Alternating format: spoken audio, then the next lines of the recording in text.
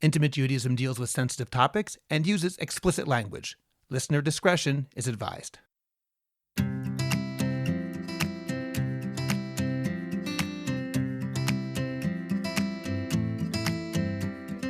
Welcome to Intimate Judaism. I'm Rabbi Scott Kahn. And I'm Talli Rosenbaum. And today we have a very important episode. We're going to be talking about people who identify as trans or non-binary. And we have a special guest today, too, Daniela Weiss-Bronstein, who, Scott, I think you're going to soon introduce. But before we do anything, I wanted to use this opportunity to say a special mazel tov to Rabbi Scott Kahn, Annalisa, and to Talli and Shai, who got married last week. It was a wonderful, beautiful simcha, and it was so wonderful for Alan and I to attend and be part of your family simcha. We are so glad you were there. You didn't warn me how emotional it would be. I knew it would be emotional, but I didn't realize a week later I'd still feel that same emotion. I was really glad that you were there. Elise was really glad you were there, as were Talli and Shai. So thank you. Thank you very much. And your daughter Naama made a beautiful, beautiful tefillah l'kala that Talli had with her as she was sitting there at the Badekin. So thank you for that, too. Thank her for that. I sure will. She's very talented. Art by Naama on Instagram. There we go. Okay. Anyway, we will go and get into our topic in just a moment. First, remember to check out our website, intimatejudaism.com, for our full podcast archive. This is our 40th episode, so there's a lot there. You'll see show notes there, a free men's mikvah list, and more. Subscribe to Intimate Judaism wherever you get your podcasts, and please let your friends know about this podcast so we can continue to get the word out. The podcast continues to grow thanks to you, our listeners, who share it with friends and anyone who may find it helpful. Please keep sharing, and together, let's get these discussions into the public sphere. Join the Intimate Judaism team on Patreon. Patreon supporters get bonus episodes, material, merch, and more. You can find the link in the description of this podcast and in the show notes. Write to us at intimatejudaism@jewishcoffeehouse.com. Visit jewishcoffeehouse.com and tallirosenbaum.com. And with that, Talli, I'm going to bring in our guest, Daniela Weiss-Bronstein. Dani is the Rebitzen at the Hampton Synagogue in West Hampton Beach, New York, and a certified Kala teacher through Nishmat, the OU, and the RCA. She's also a UJA fellow. She finished her MSW at Yeshiva University and is completing a master's in education in human sexuality at Widener University and is in her first year of PhD studies at YU. She has been at Jewish Queer Youth for over a year for fieldwork and practicum and works with many adolescents who are questioning, trans, and non-binary. She also works as a clinician in New York City and works with adolescents, queer people, trauma survivors, dati, and religious but non-Jewish. Dani, thank you very much for joining us today. Very excited to be here. Thank you for having me. I'm going to kind of jump right in. I wouldn't be surprised if this isn't going to be our most listened to segment. I think that there are people who are going to skip it. So I just want to say thank you all to those who are listening. I think that trans is a difficult topic for most people in the Orthodox community. And I want to put it out there that that's okay. I think that that has to be okay. And I would like to use this opportunity for our listeners to understand more about it. I think that when we were talking before the show and you were saying about how you have your kind of sex therapy world and you also have your frum world, it resonates with me also as somebody who is involved in the field of sexual health, but also involved in the Orthodox community. And I think that there are many areas that are kind of difficult to integrate, but this one area I find almost extreme in terms of the views of the sexual health community versus the views in the Orthodox community, such that I can't even sometimes wrap my head around how much the regular people in my community, the things that they say or believe about trans, the difficulty that they have with even agreeing to use different pronouns. I was hoping that we could use this opportunity to really understand more about it. I think that people really don't understand very much about it. And you seem to be somebody who has so much experience and exposure with the LGBTQ community in general, but also specifically with trans and non-binary people. I can give a perspective that is one of someone who's not trans, but has spent a lot of time getting to know people who are. I have friends who are. I work with people clinically who are trans. Obviously, I have training in this field. And I want to just start by saying it dawned on me at some point that what I was hearing from friends when they were describing what it's like to be trans was like me trying to describe to my friend who's colorblind what her son's blue eyes look like. I can see them. I know they're real. She cannot understand the experience of seeing blue. When someone tells me I feel like a woman, I don't know what that means because I have always just felt like myself. And yet I know they're talking about something that is very real. I just can't sense it. It's outside of my experience. I think this is part of why talking about transness and talking about someone being non-binary is so much more confusing than talking about a sexual orientation. Because we can understand, oh, I'm attracted to someone different than you, right? A straight person can wrap their head around that. But it's really hard to understand this experience that is outside of anything that we have lived. I think also when we talk about what it is to be non-binary, there's this assumption that there's now this tertiary choice, right? So you're a man, a woman, or other.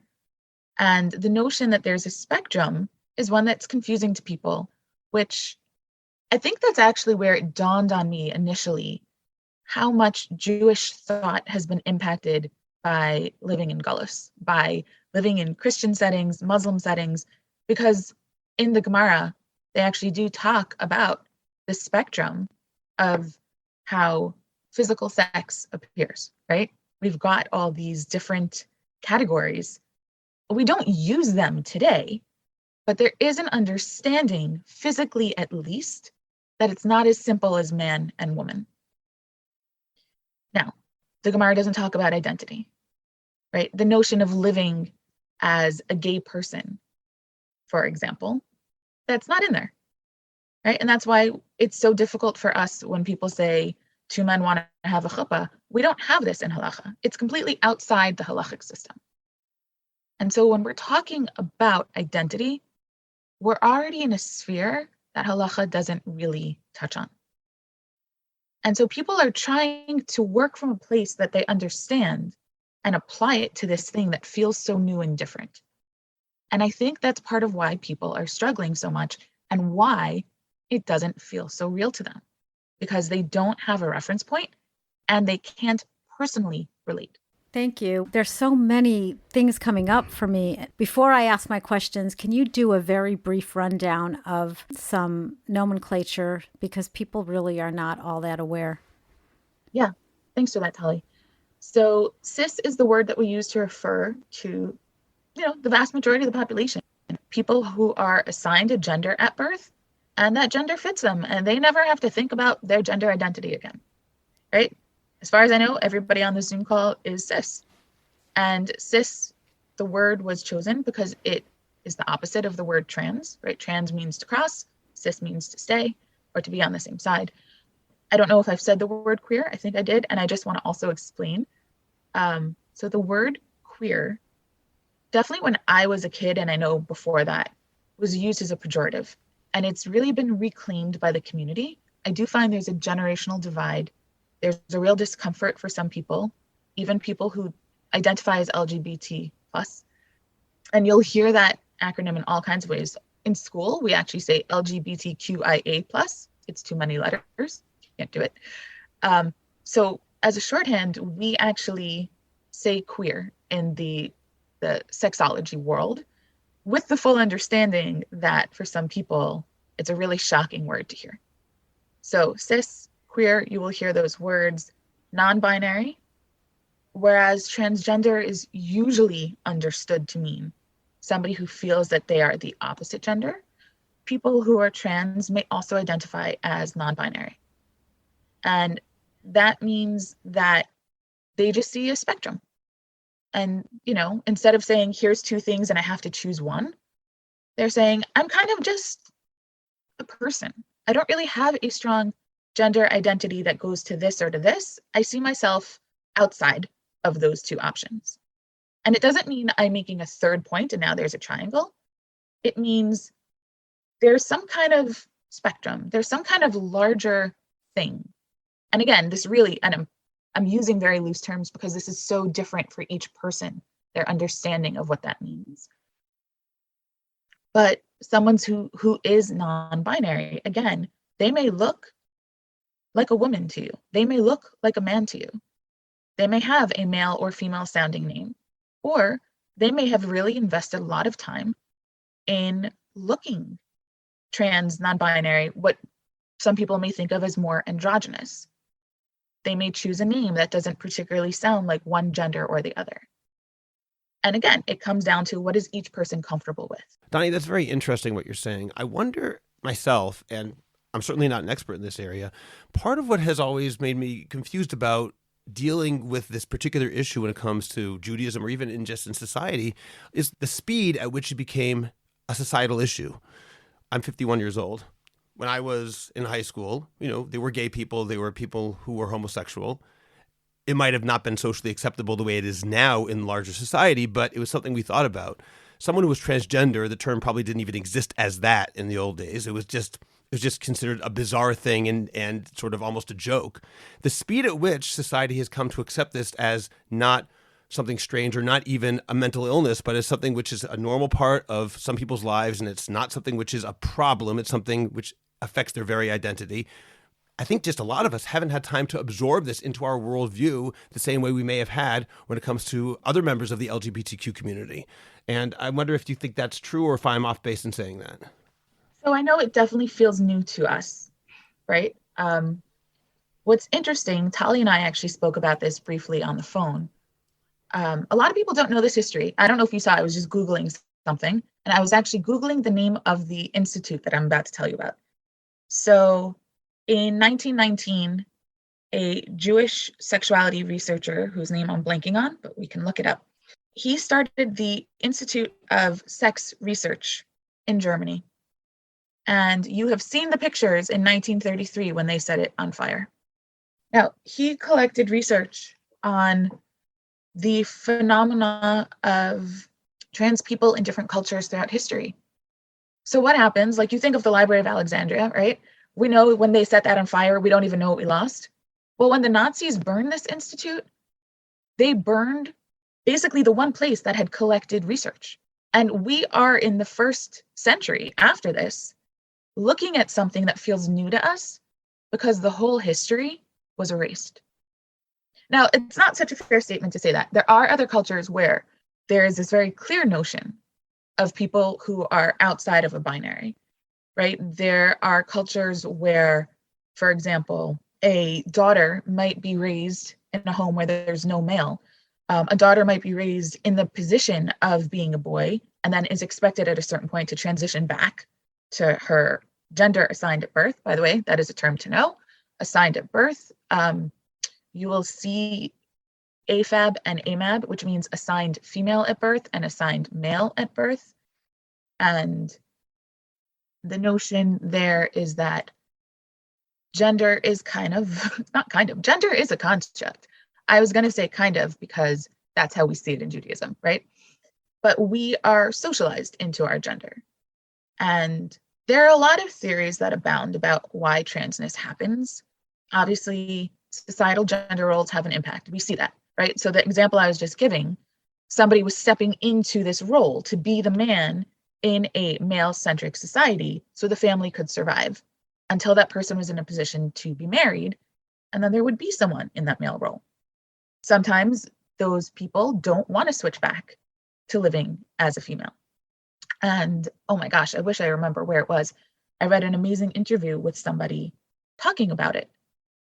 And the person literally said, why would I ever want to give up the life I have, the freedom I have, the role that I have to go back to being that? Now, I'm not trying to say that this one experience speaks for everybody who is trans and non-binary. Obviously, that's not true, right? Just like you can't ask one Jew, what is it like to be Jewish, and think that you know the full experience of every Jew out there. Similarly, transness is extremely personal, right? There are people who identify as trans who present as their assigned gender. They use the name they've always had. They may publicly use the pronouns that you would assume go with how they look, and they identify as trans. And I have a friend who other people would say is trans, but my friend has already transitioned, had surgery, is living life as the gender that is theirs, and now says that they're cis because they're living where they should be, right? I mean, there is a huge, huge spectrum within the trans community of how people identify and what it means to them. And it's really important to be sensitive to the reality of each person. That being said, I think the most important thing that your listeners can hear from me today is, especially when it comes to adolescence, we know that the suicide rate is much higher among queer kids. And we know that within the queer community, the suicide rate goes up again for people who are trans and non-binary. When you talk to people who are trans and non-binary, one of the largest impacts on their mental health is when people refuse to use their pronouns and refuse to use the name that they say is theirs. Now, to me, there's a very clear line in halacha. We have this basic idea. If somebody, for example, is a Baal Tshuva, and they say, this is my name, you use the name they give, right? We have this notion that you don't even refer to the person's old life unless you know that they're okay with it. So I think we have a framework of understanding. And for parents who are like, well, what if my kid is just exploring? What do I do? I'm going to say, you run with it. Like any other way that a kid explores in their teenage years. And it's our job as parents to hold them and love them and give them space to figure out who they are. If your kid comes to you and says, I'm trans, or even, I think I might be, talk to them, listen to them. What's it like for you? How can I help? What do you need? Because rejecting that is not going to change how they feel. It's just going to make them feel that they're not loved. Those are all very important points. And I certainly don't want to move away from that. I want to ask you about one thing that you said earlier, though. Just, I hear this a lot, and I would really appreciate if you could explain when you say gender is a construct. Could you tell me what you mean by that? Sure. I take a child and I raise them as female. There are things that they will be raised to understand about who they are and how they are in the world. Actually, just had a whole conversation with a client about this recently, about how she cannot allow herself to feel emotions in the moment because she's so stuck in being nice, because girls are supposed to be nice. And then she goes home, and over time, as she thinks about what happened and how she actually feels, which can take her days to actually recognize, she is full of rage. People who are raised as boys with other issues, right? They may not be allowed to express certain emotions as well. But boys are not raised to be nice. Boys are not raised to be in a helper role, right? So already we have this notion of society takes people and it treats them from the very beginning very differently based on the category that we've placed them in, right? And I think we've all seen the studies on, the toys that people will give for children or the words that they'll use. If you show someone a toddler and tell them this toddler is a girl versus this toddler is a boy, they will watch the toddler. They will watch how they're interacting with the world or how they're dressed. And the way that they read the toddler changes on the gender they believe the toddler to be. I see that, but what I don't understand is how is that distinct from biological sex assigned at birth? What I mean is, apart from how society treats somebody, when we say gender is a construct, clearly people are born with different sexual organs. So how do those two things relate? So this is where it's important to note the difference between what your physical body is and how you feel, right? And I think this is actually something that adolescents are struggling with. I am wearing a long skirt, a tichel, and combat boots. I've been wearing combat boots since I was in high school. And sure, a few people would be like, hey, ever heard that line, your mother wears combat boots? And I was like, yeah, I don't actually know what that means. I do know that when I was a teenager, I got to really do what I want. I cut my hair short when I was in 8th grade. My 8th grade yearbook picture, actually, I've got a boy's haircut and I'm wearing a jacket and a tie because it was the early 90s and that was stylish. But nobody ever said to me, you are mask presenting. Nobody ever said to me, what's your identity? It was understood I had this freedom to figure out who I am and how I want to look. Adolescents today feel a lot more pressure to label. And some of that is actually my generation's fault. And not coming from a bad place. Labels were used to claim these identities. And now actually, the world is a little bit moving past the need to label. But I think what's important to understand is the way that you view yourself in the world. And again, I'm speaking as someone who's cis. So I'm telling you my understanding of other people's experiences. And I think you would gain even more from speaking to a group of people who are trans. They can tell you directly. But here's my understanding. And this is going back to us being colorblind. I just want to make that very clear. There is something to saying, I was raised as a boy and I'm now seen as a man, but I relate to the world like a woman. Do you understand what that means? Because I don't fully understand what that means. But I hear that it's real. And I hear more than it's real. I hear that it's extremely painful for people to not be seen as who they are. Before I ask any more questions, I want to say thank you for doing the work that you do. I mean, I think that you being a Rebitzen in an Orthodox Jewish community and also being so compassionate about the way that you explain the experience of trans individuals, I think that's really important for our listeners. What came up for me, and we really want to do this episode to talk about trans in the context of the Orthodox community, but what also came up for me is we all know that we approach issues in sexual health and sexuality with a lens that's also biological, also psychological, and also social. When we talk about the idea of being able to say, I don't know that I want to identify only in my assigned at birth gender, some of that may actually be cultural or social permission or allowance to be able to say that. People may have felt that all along. And some of that might also have to do with very strong ideas about gender roles. You know, I had a very, very Haredi woman who wanted to be a man. Like she said, men have it so much better. Hasidish woman. She said, men have it much better. In her life, men really were entitled. And she said, they can dress more comfortably. I want to dress like that. You know, I don't want to be stuck at home with babies while my husband comes and goes. I mean, there almost seems like there might be a social reactionary experience, which is different than the experience of gender dysphoria, which you can maybe explain more, which is I'm in the wrong body. I am in the wrong body and I need to actually transition to the opposite gender body, which I think is really more, I really don't want to say that it's more legit trans. I don't know if it's not PC to say that. It's just kind of a way that I understand things in my mind, but it could be that I'm just saying something that's not very PC, so you can correct me. The needs are very different, right? If you are a woman who's so unhappy with your roles, this is where gender is a construct to some degree, right? It's really hard in the Haredi world to be the one woman who says, you know what? I hate this.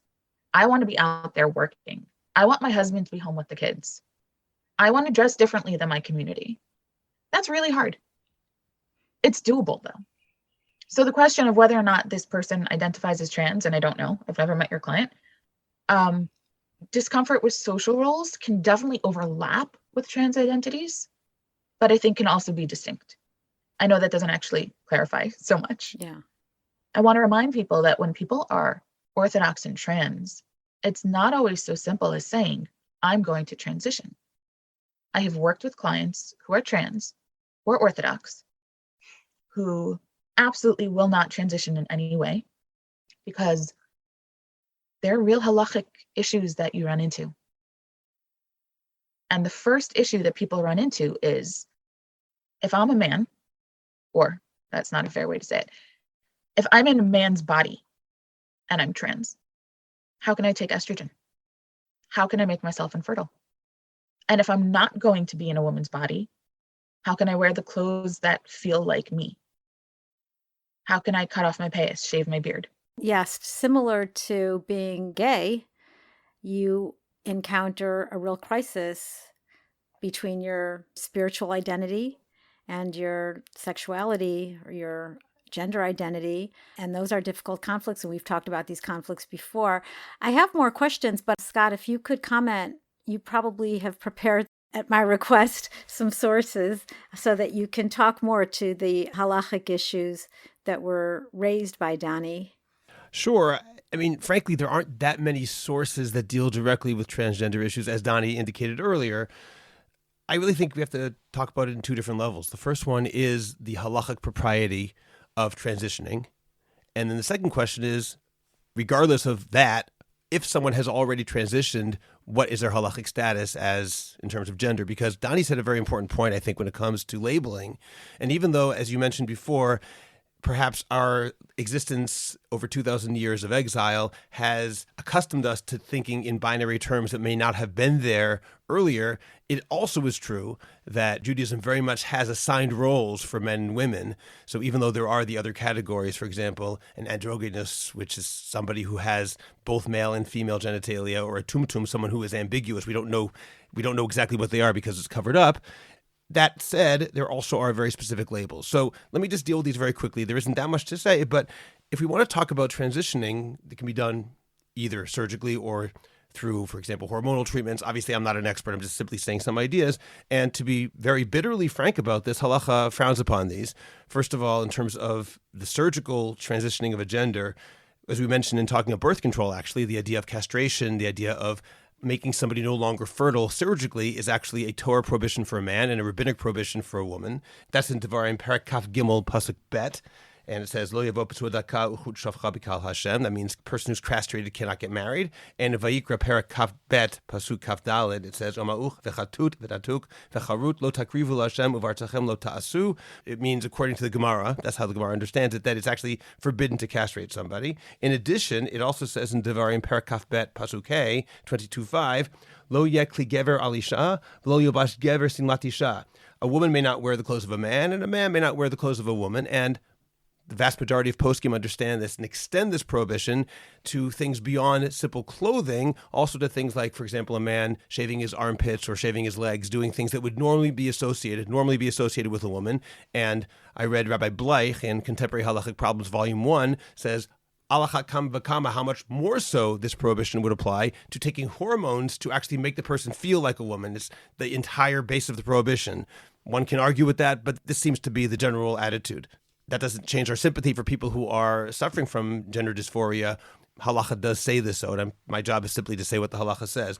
The second issue, however, what is an individual who has transitioned, regardless of the halachic propriety of doing so, is that person now a man or a woman? It seems that the majority of poskim of halachic decisors say the gender assigned at birth is the gender of that person, regardless of what they do. And therefore, most surgery that would involve transitioning is, according to these poskim, the majority of poskim, effectively a type of plastic surgery. It doesn't fundamentally change who they are. However, there are some poskim, most obviously the Tzitz Eliezer, Rabbi Eliezer Waldenberg, who died in 2006, who says in a very well-known tshuva, a very well-known responsum, that gender is based on what the person looks like on the outside, not based on any genetics or anything else like that. So therefore, he says if a man, for example, has transitioned surgically and is now a woman, that person halachically is a woman, and there are some very interesting ramifications of this. For example, if that man is now a woman, he's married and was married before he transitioned, his wife does not require a get.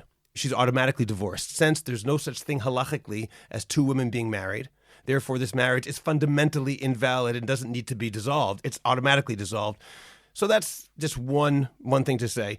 I will note, however, that in some of the more minor aspects of halacha, such as, for example, sitting on one side or the other of the mechitza, the partition in the shul, or, for example, even touching a member of the opposite gender, shaking hands with someone who is of the opposite gender, there it seems that even some of the poskim, not all, but some of the poskim who say that a person's gender assigned at birth remains their gender, they could say in this situation, however, if a person looks like a woman, then that woman should sit on the women's side of the mechitza, for example, because that's a societal issue about what is arousing to men, what's arousing to women, et cetera, et cetera. In addition to all of this, I think it's important for me to note that the fact that halacha frowns upon transitioning or prohibits it, to be blunt about it, doesn't change the fact and has no bearing upon the fact that our job is not to judge people. Our job is not to say therefore, because you violated this halacha, you're not allowed in my shul, or you're not part of our community. I think we have to try to be welcoming the same way we're welcoming to all people. And despite the fact that halacha says this person shouldn't have transitioned, okay, that's great. But now the person transitioned. Now what? Our job is to bring people in, not try to kick people out. That's how I see it. Okay. I am going to try to respond to everything you said. So first, I noticed that when you were quoting the halacha, it said gever and isha. I've been thinking a lot about what does it mean when we say zachar, nekiva, ish, isha, like the different words we have. What exactly do they mean? Is gever an identity while isha is a body? I don't know. And I'm far from a halachic expert. I'm not trying to be like, haha, I figured out the answer. I literally don't know. And I've been trying to figure out, who should I be talking to? Who are the rabbis that are really like Buckies in this area? And we can sit and talk, because I've got lots of questions. It's an interesting thing as far as hormones, because you've got this tension where on the one hand, many Orthodox trans people, they won't transition with hormones because of this halachic prohibition. However, I've spoken to a Rebitzen at JLIC, which is the Jewish Learning Initiative on campus, I believe, the OU initiative on college campuses. I believe JLIC and Chabad are at the forefront of this because they are on college campuses, and that's where communities have a lot more people who are trans. As an RCA Rebitzen, I have more access to JLIC couples than Chabad couples. And this JLIC Rebitzen told me that their line for where you sit on the mechitza was what hormones are in your body, which is not to say, like, obviously all women have testosterone, and I think all men have estrogen. The question is if you're on now hormones to transition. So somebody who's taking testosterone shots, according to this Rebitzen, they would have sit on the men's side. The issues of what do you do for negia? Does that person get called up to the Torah? Do they count for a minyan? We don't know. And I also want to just say very clearly, somebody who's Orthodox and trans, they are not looking to strip Orthodox spaces of gender. If they want to go somewhere that already is gender neutral, those exist in the Jewish world. They want to be in Orthodox spaces. That's their home. I just want to add one more thing. I'm sorry to interrupt, Donnie, but it's a very important point, which I forgot to say, and I don't want to wait another moment before saying it. It's very important to say that none of these prohibitions, despite the fact that they are prohibitions in halacha, Torah prohibitions often, none of them are yehareg vel yavor, something which one cannot do even at the threat to life. And the reason that matters is because of what you said earlier, which is that the suicide rate among those who identify as trans is troublingly high. And because of that, I have also seen people say that if a person is in danger of dying by suicide as a result of gender dysphoria or other issues that might be relevant to this, then it could very well be that, I'll say it's required that they transition, if I could put it that way. Thank you for saying that. That's a really important point as well. And it's also important to understand that many people, even after transition, it's not necessarily easy, right? We've got this thing, we talk about how much people pass.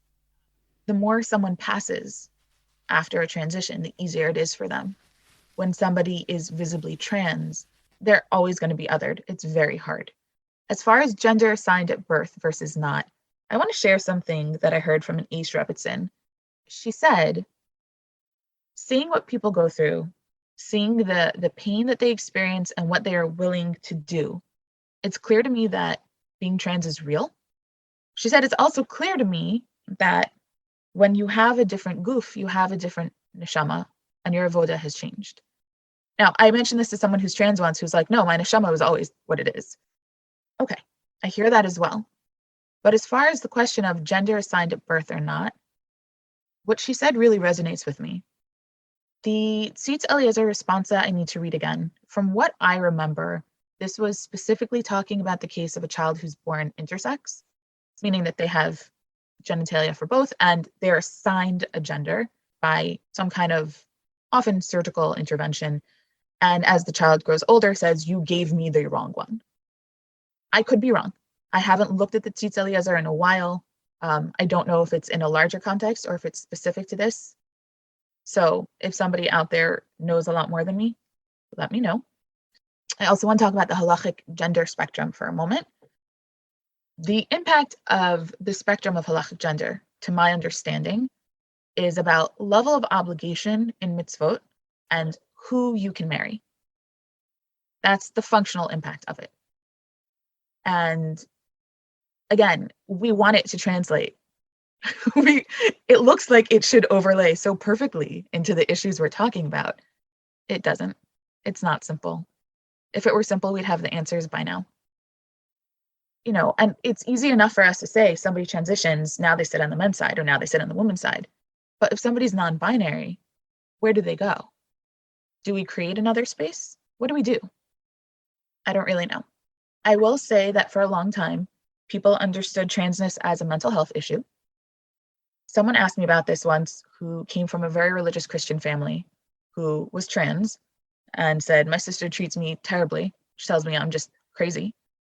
And I looked at this person and I said, if your sister really thought this was a mental health issue and she's really a religious Christian, she should have nothing but compassion for you. Because somebody who loves God does not treat people who are going through a mental health crisis the way your sister treats you.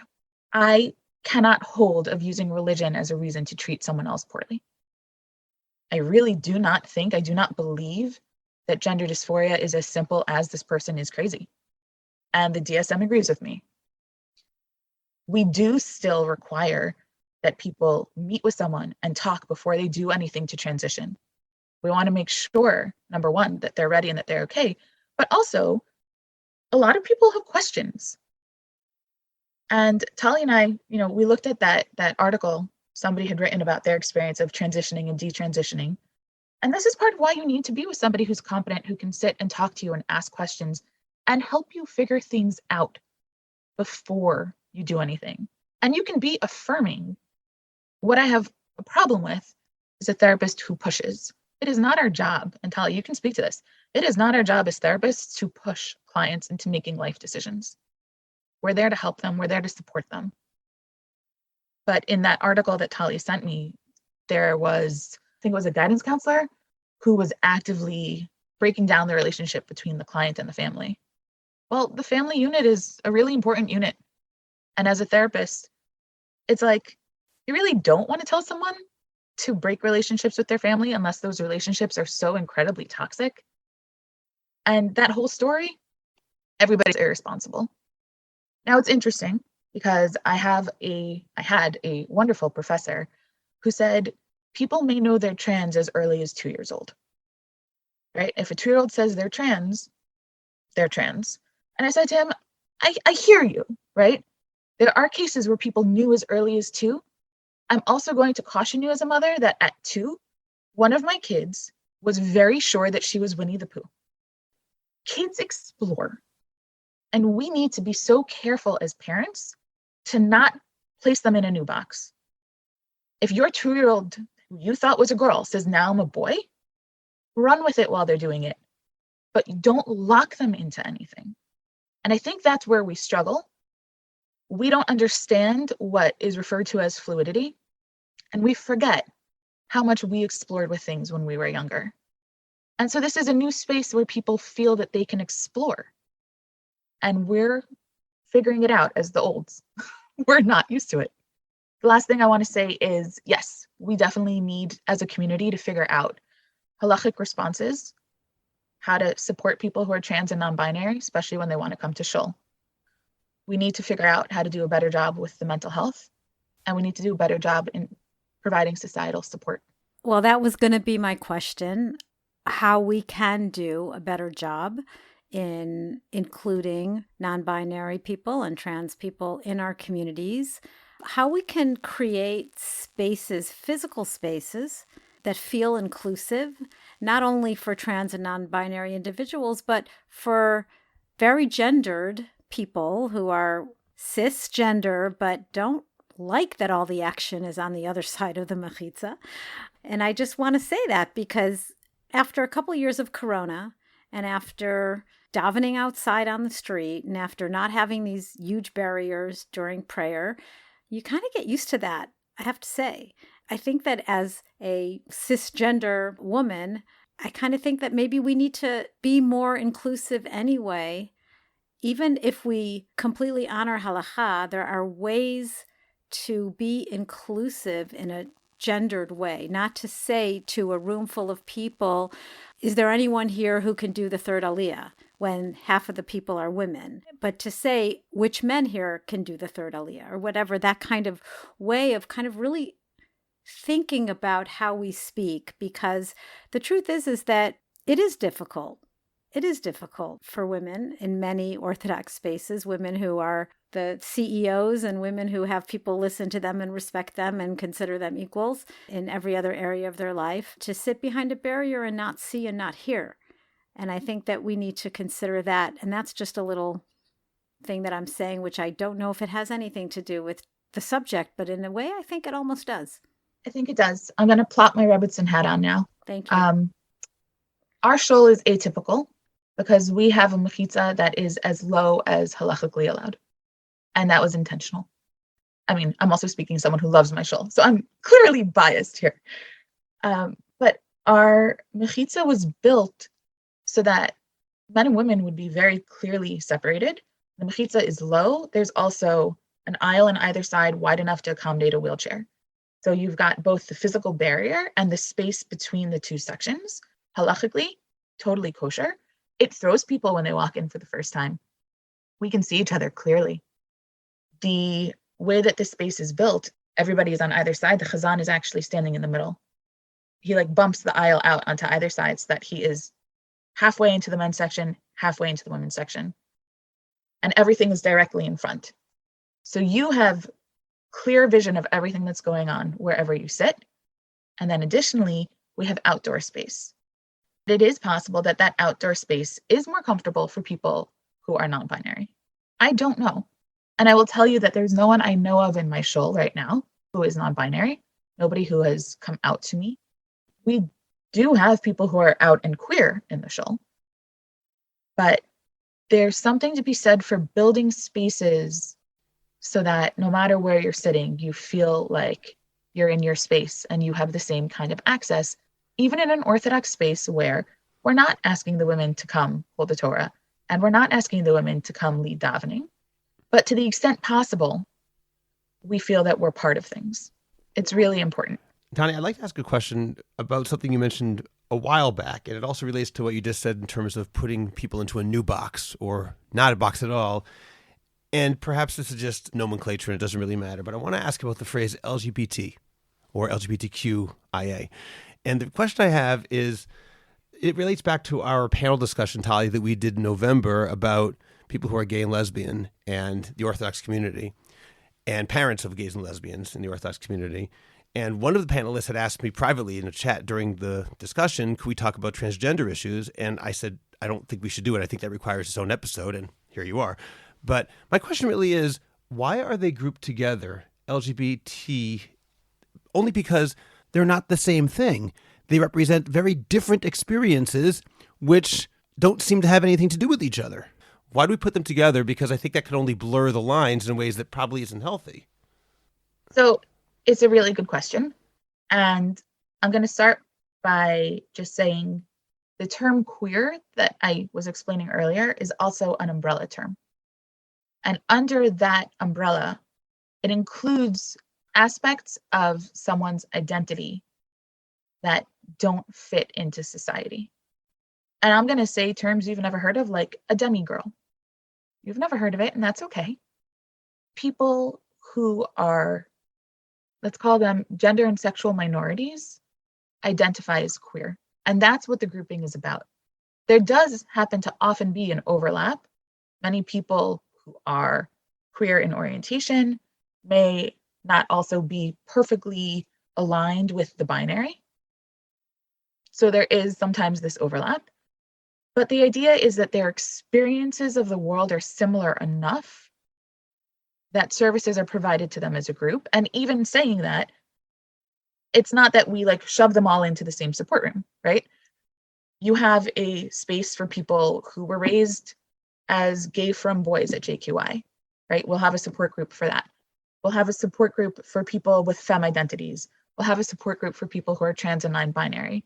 But they also all come together at drop-in to share their experiences of being queer and having been raised in Orthodox homes, however they currently identify religiously. Those are real shared experiences of feeling othered. And it's interesting because I talk to my kids about this a lot. Coming back to that comment earlier about like combat boots. There's also this thing where sometimes kids are just counterculture. And I think that's part of the pushback from these adolescents about not needing labels. They're figuring out who they are. They're figuring out that they don't like the box they've been given. And they don't necessarily know what parts of them don't fit in that box. And they want space to explore. And we now actually have in our dropdown, one of the labels we have is questioning. And one label we have is no label. They're figuring it out. I also want to just say, this is a space where people make mistakes, right? I definitely have talked about trans clients. And as I speak to them, I'm totally on board with the pronouns they use. And then when I talk to someone else, I mess up. And it happens. We are used to the way that we were raised. We were raised to see, like I look at the screen and I see what looks like two women and a man, because this is how I was raised to identify people. And there is a leap for me. There is a process for me. If I were to look at my own face and say, this is a man, right? That doesn't come naturally to me. And so it is okay to make mistakes sometimes. And if you use the wrong pronouns or you use the wrong name, all you do is say, sorry, she, and keep going. Right? So you will hear, like, we can't expect us all to be perfect all the time. We can expect that we're just trying to not actively do harm. That's really big deal. Okay. Well, Donnie, this has been really enlightening and very important. Do you have any final comments you want to say before we close up? I do. I don't know how much any of your listeners have heard the podcast where Rabbi Penner and his son Gedalia talk about their experiences. Gedalia is gay. His father is a rabbi. And they talk about the experience they went through when Gedalia came out and ever since. There are some really lovely points they made. And among them are, number one, I think it's important for people to know when a kid is coming out to you, they are coming to talk to you to get input and advice. They're not there lahachis. It's really important to know. And lahachis means to antagonize someone. They're not trying to do that. I think number two, for the community leaders out there, is to know that if there is a family in crisis because their kid has come out as anything under the queer umbrella, remember that the center of the crisis is the kid who is terrified that they're about to lose everything they know, and the family is secondary. The family needs support, but the kid is the person who's figuring things out and terrified that they're about to lose the only God that they've known and loved. Thank you so much. I think we've learned a lot and our listeners will learn a lot. Like I said in the beginning, it's really difficult for some people to wrap their heads around. And I think that you can feel okay with that. But I believe it's our mandate to be more inclusive and to learn more about what we don't understand, to use the pronouns that are being asked of us, and to be proactive in creating more inclusive spaces in our communal experiences and places. I think Talli's right. This probably will not be our most popular episode or listened to episode, even though I think she's also right that it's a very important episode. But I think it's very important that these issues be aired in a forum where people can feel safe to talk about them. But hopefully this will start conversations, which I think a lot of people in our communities have been shying away from. We in the Orthodox world sometimes need to confront issues which are painful, to confront issues which do not have simple solutions, and we have to do it with sympathy and with compassion. Okay, Daniela Weiss-Bronstein, thank you very much for joining us today on the podcast. Thanks so much, Donnie. Thank you for having me. Visit intimatejudaism.com for the full podcast archive, show notes, our mikvah list, and more. Please subscribe to Intimate Judaism wherever you get your podcasts. Tell people about the podcast. Go to jewishcoffeehouse.com. Go to tallirosenbaum.com. Join us on Patreon. Thanks for joining us, everybody. Bye.